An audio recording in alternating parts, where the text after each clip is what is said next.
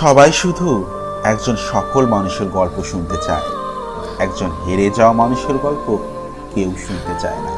পৃথিবীর প্রতিটা মুহূর্তে সেই মানুষটাকে এটা মনে করিয়ে দেয় যে তুমি একজন হেরে যাওয়া মানুষ।